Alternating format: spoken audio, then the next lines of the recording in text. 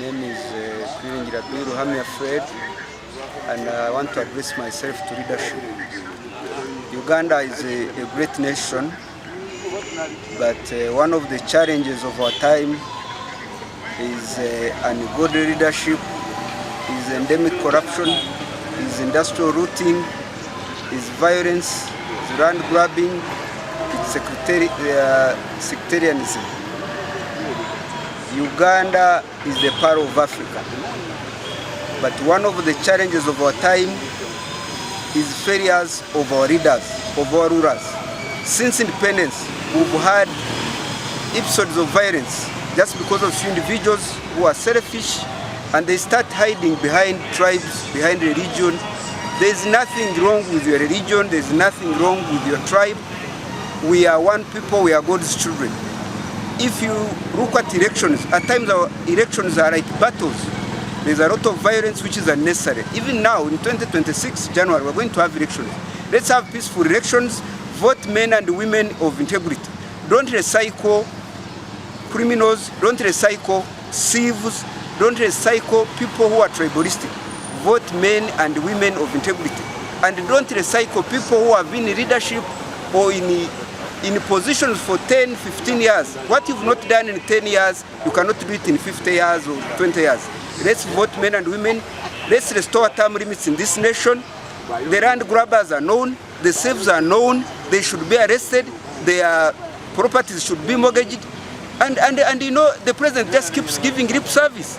For 40 years you keep saying you are fighting corruption, you are crushing thieves. Why don't they sell their properties? Because the thieves are few. We lose 10 billion in this country every year. The thieves are known. Why are they not arrested? Why can their assets be attached? We have a debt burden, 100 billion. I mean 100 trillion. And it's, you know, and Kampala has no roads.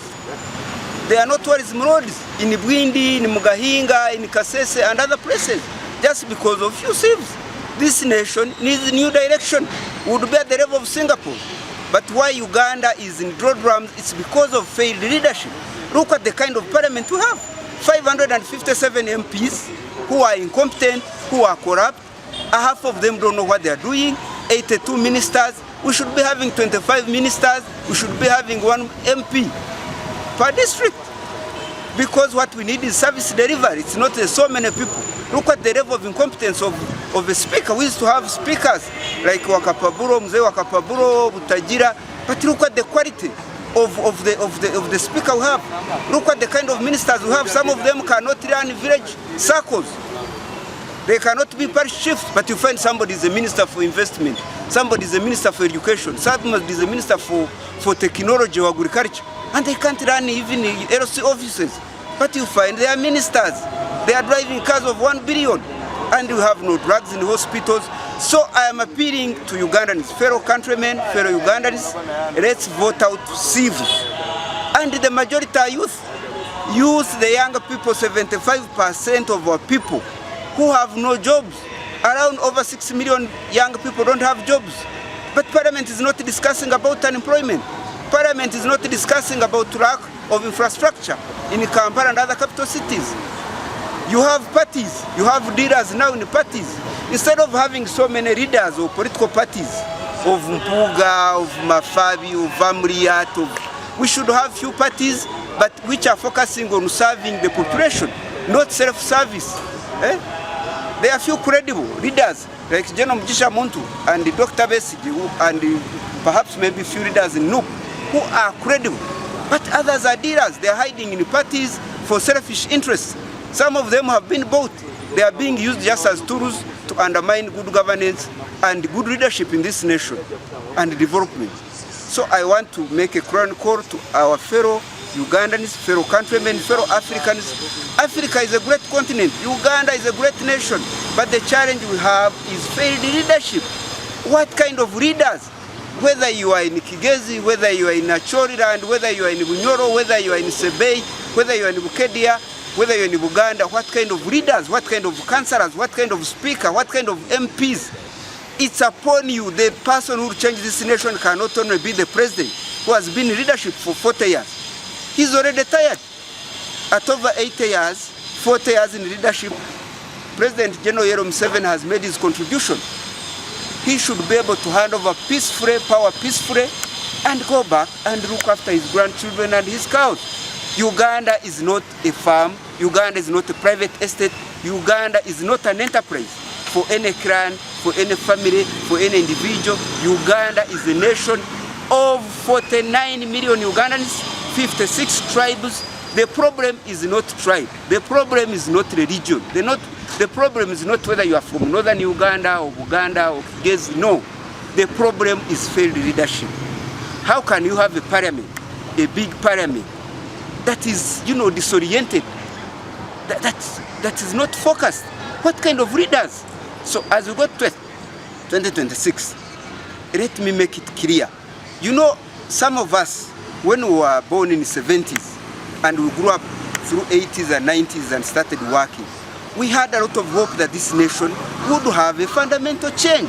But later on, 62 years after independence, look at the kind of country we have. 75% of our youth have no jobs. There are many girls now who are selling themselves for 5,000, 10,000, and we are proud that we are part of Africa. Look at the kind of hospitals we have. You go to a hospital and they tell you, go and buy an exercise book, go and buy drugs. They just make... So we cannot just have buildings called hospitals. You can't have a capital city called Kampala without roads. And we are proud that we are part of Africa. It's not even about parties. It's not about the movement or NUP or ANT or DP, which Mao has sold, or UPC, which Akena has sold, or these new parties of the Mpugas. No. What we want is service delivery. What we want is democracy in this nation. What we want is transformation. So what is Uganda's problem? Uganda's problem is endemic corruption, industrial looting, failed leadership. At what level? All levels. From the presidency to parliament to cabinet to all levels. Because you find even at the district, people blame the president. But what are the speakers of councils doing at the district? What are the district chairmen doing? Is the president also responsible for what is happening at the district? Of course, he's responsible, he's in charge of the nation. But what are you doing? So the cleanliness of this nation, the transformation of this nation, the future of this nation is in our hands. If we are going to have a transformed nation, we are not going to look at specific tribes, we are not going to look at individuals, we are going to look into ourselves.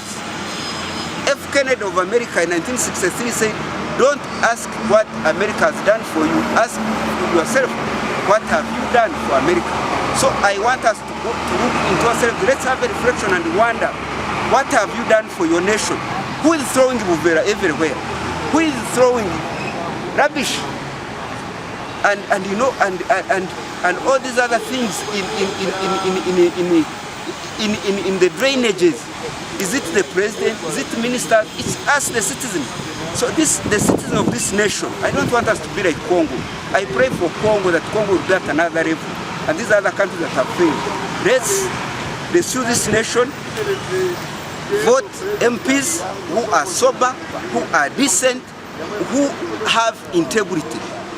Vote an MP that has nothing to offer. Why would you vote a speaker or district chairman that has no credibility, that has no track record? So let's vote leaders.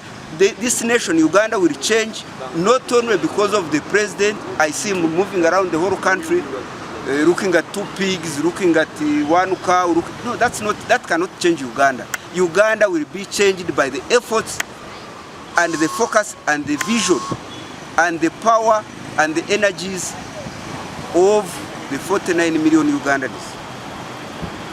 As I conclude, let me pray to God that the God of heaven, the God of Israel, the God of this nation, may even touch our president, that he should start looking at the nation and not himself, that he should think about retirement so that we shall have peace. We have had a series of wars since 1962, over 4 wars, major wars, including the one of Ruwero, where 500,000 perished, most of them young people, most of them peasants. But after 40 years, when you look back, what has happened? Eventually have created a class of mafias who are robbing the country, who are looting the nation, who have destroyed the environment. The vegetation cover has been cleared. So, fellow countrymen, Uganda is a great nation. Uganda is endowed with rich soils, with wildlife, with tourism, with resilient people. Let's uphold our nation. Vote men and women of integrity. I want to pray that in 2026 there will be no violence.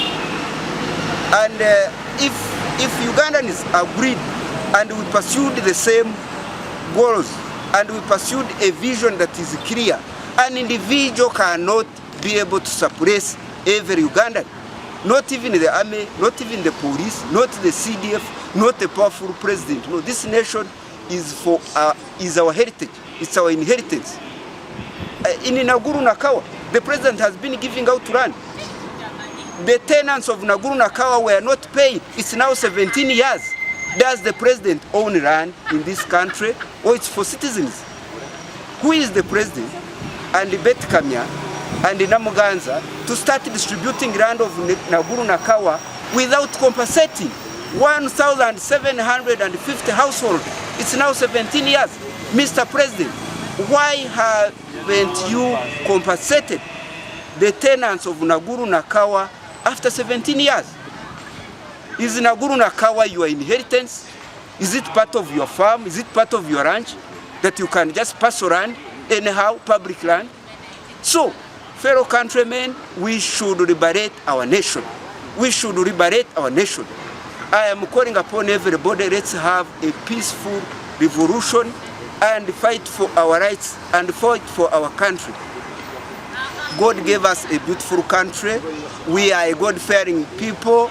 Our motto is for God and my country.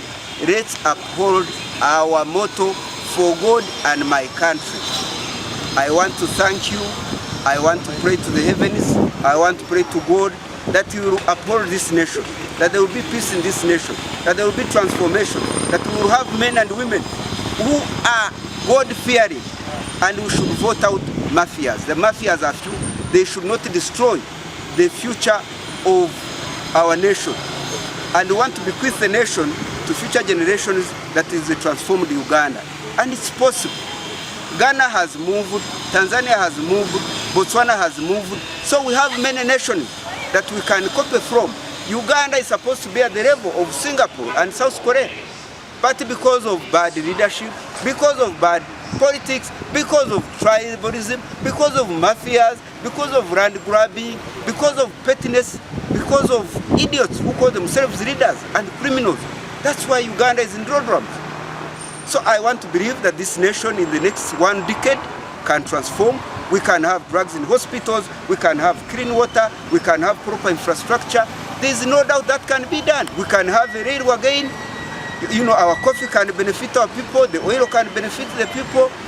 Mr. President, you have made your contribution, you have made your significant contribution. We celebrate your legacy, your great legacy. But hand over power peacefully. We have many good people in this nation, like General Mugisha Muntu and others. They can take over from there.